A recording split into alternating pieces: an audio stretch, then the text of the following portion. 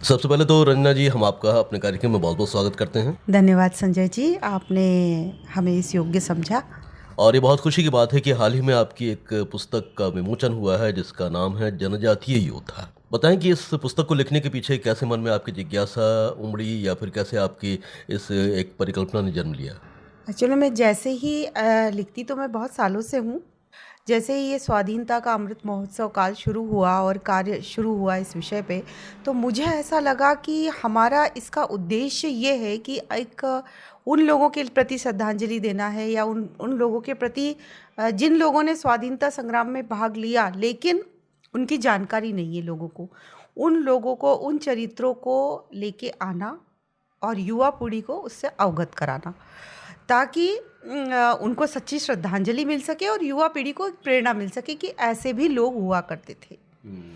तो फिर मैंने सोचा कि क्यों ना ऐसे जनजातीय नायकों पर काम किया जाए जिनके नाम तो नहीं है लेकिन जिन्होंने बहुत बड़ा योगदान किया। और फिर एक सिलसिला शुरू हुआ। फिर मैंने एकत्र करना शुरू किया, कुछ मतलब लगभग इसमें देश के सभी राज्यों के स्वाधीनता सेनानियों को शामिल किया है। और ये सारे सेनानी जनजातीय योद्धा है, जनजातीय क्षेत्र से आते हैं और मजरों टोलों से लेकर वनों में, वनांचलों में वहाँ निवास करने वाले लोगों ने ये की भागीदारी इसमें शामिल है। रंजना जी, तकरीबन 75 आपने जन योद्धाओं को इसमें शामिल किया है और ऐसी कहानियाँ मेरे ख्याल से इसमें निकल कर सामने आएँगी जो लोगों को प्रेरित भी करेंगी कि देशभक्ति क्या होती है और हमें देश के लिए किस प्रकार का जज़्बा अपने मन के भीतर पैदा करना चाहिए।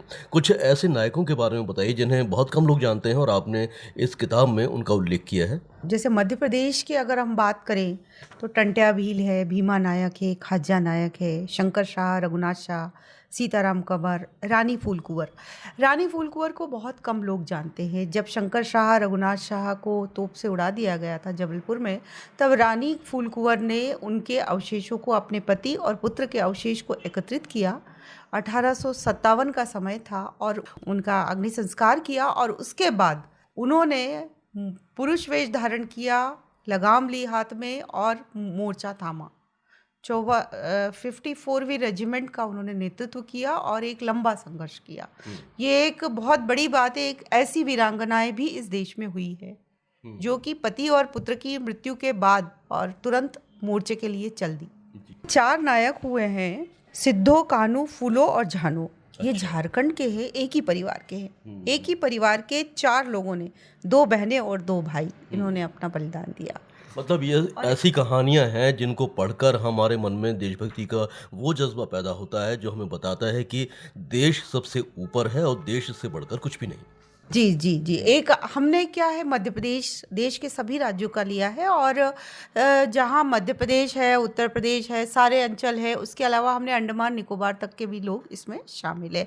एक लीपा ग्रेट अंडमानी थी जिसने एक गद्दार था, जिससे उसने उसको बरगला के जिसने शादी की और उसने पूरा अंडमानियों का जो 15,000 ग्रेट अंडमानियों का जो संघर्ष था, जिसको शायद कोई नहीं जानते, उसके लिए उसका उन्होंने अंग्रेज़ों को जाकर सूचना दे दी। तो उस लीपा ने लीपा ने युद्ध का मोर्चा लिया, अपने पति से युद्ध किया और सबसे बड़ी बात, वो गर्भवती थी। उसने कहा, मेरे गर्भस्थ शिशु से बढ़कर देश की रक्षा है। तो इस तरह का बलिदान बहुत विस्मित कर देता है हमको, अद्भुत है।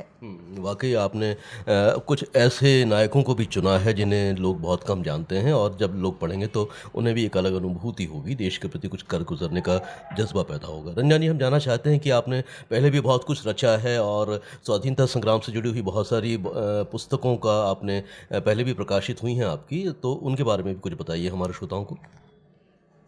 मैंने लगभग किताबें भी लिखी है और अभी पिछले वर्ष मेरी एक पुस्तक प्रकाशित हुई है, तात्या टोपे। हाँ। सेनापति तात्या टोपे। जब 1857 का युद्ध समाप्त हो गया था, घोषित हो गया था, रानी लक्ष्मीबाई के बलिदान के बाद 1857 के युद्ध में विराम लग गया।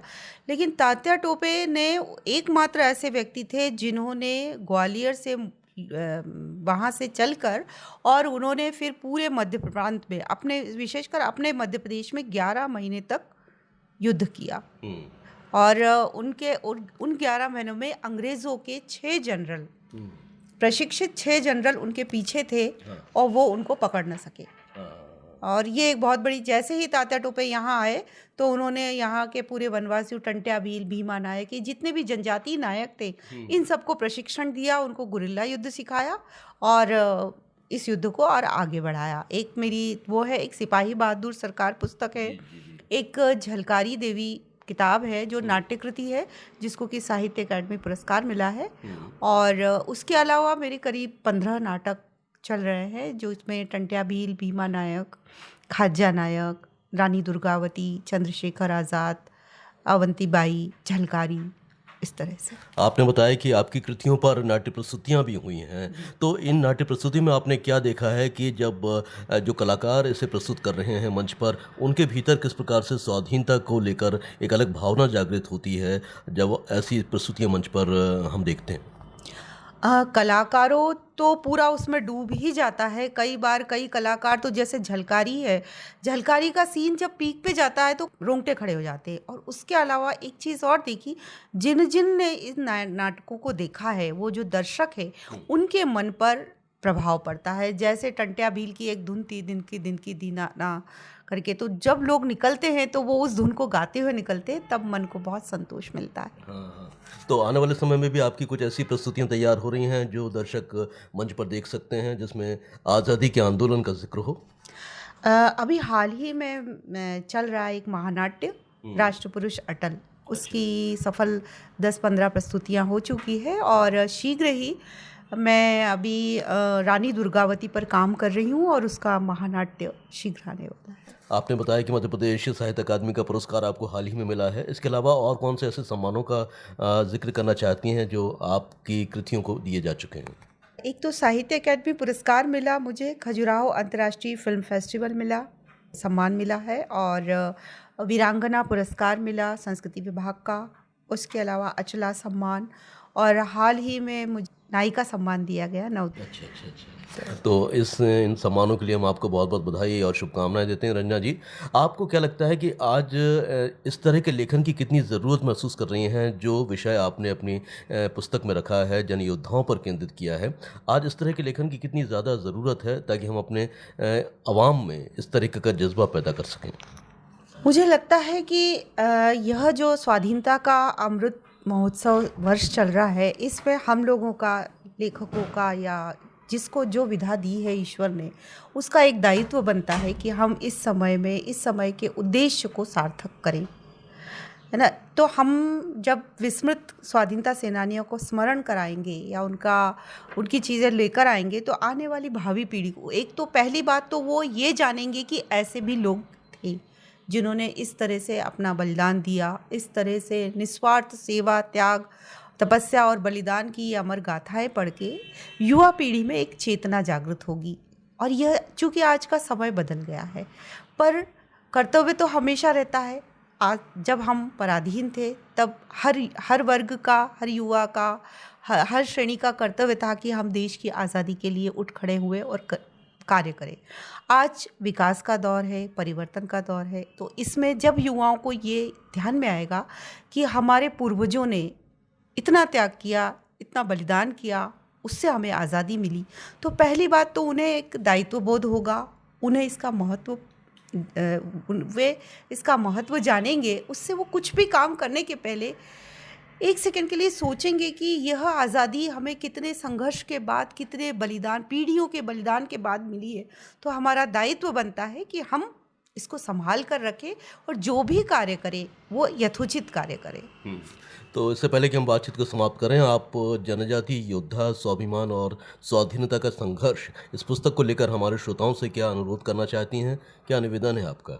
मेरा श्रोताओं से यही निवेदन है कि आप कृपया इस पुस्तक को पढ़ें और इसे आत्मसात करें। इस पुस्तक में जहाँ स्वाधीनता संघर्ष से जुड़ी चीज़ें हैं, वहीं कला, संस्कृति, समाज निर्माण, सभी क्षेत्र के लोग हैं।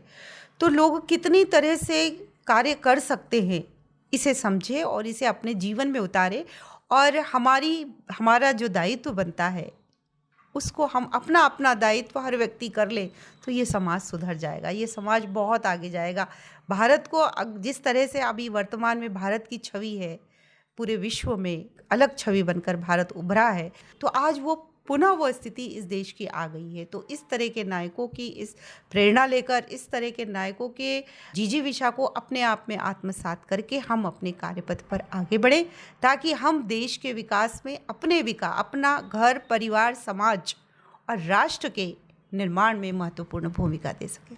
तो रंजना जी, एक बार फिर से हम आपको शुभकामनाएं देते हैं जनजातीय योद्धा स्वाभिमान और स्वाधीनता का संघर्ष पुस्तक के लिए, और उम्मीद करते हैं कि जिस क्षेत्र में आप ये लेखन कार्य कर रही हैं वो दिन ब दिन आगे बढ़े, आप नई नई कृतियां लोगों तक पहुंचाती रहें। बातचीत के लिए आपने जो वक्त दिया उसके लिए बहुत बहुत धन्यवाद और बहुत बहुत आभार। बहुत बहुत धन्यवाद संजय जी, आपको भी बहुत बहुत आभार।